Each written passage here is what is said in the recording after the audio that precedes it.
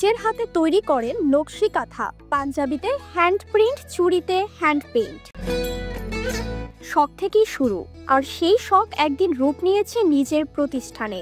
আজ তিনি একজন নারী উদ্যোক্তা, নাম তাজিয়া রাব্বি তিথি।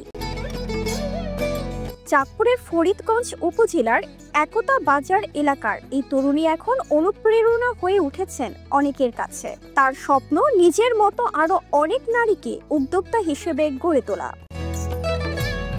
আমার উদ্যোক্তা জীবন শুরু, আমি 4 বছর ধরে অনলাইন ব্যবসার সাথে জড়িত, প্লাস আমি একজন উদ্যোক্তা, বিউটিশিয়ান, প্লাস আমি একজন মেহেন্দি আর্টিস্ট।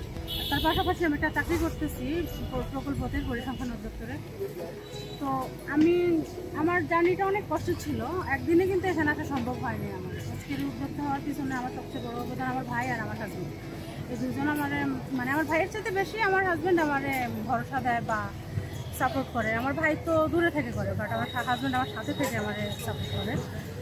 আমি কয়েকবার হোঁচট খাইছিলাম। গত মেলাতে স্টেডিয়ামে একটা উদ্যোক্তা মেলা হয়েছিল, ওইখানে আমি একদম পুরোপুরি লস খেয়ে গেছি। কিন্তু এবার মনিরা আন্টির সাহায্যে আমি হোমিও চেম্বার থেকে আবার একটা স্টল পেয়েছি।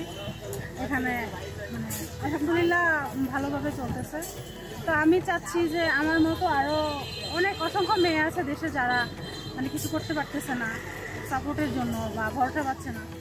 আমি বলবো তারাও যেন এভাবে কেউ না কেউ তাদেরকে সাপোর্ট করবে, তারাও এগিয়ে আসবে, উদ্যোক্তা হবে। উদ্যোক্তা হওয়াটাই আমি মনে করি সবচেয়ে স্বাধীন, কারণ নিজের ইচ্ছা মতো করা যায়। এখানে কারোর হয়ে থাকতে হয় না, কারোর কথা মতো চলতে হয় না। নিজের ইচ্ছা হয়েছে আমি করছি আমার ব্যবসাটা, না ইচ্ছা হয়েছে না করিনি।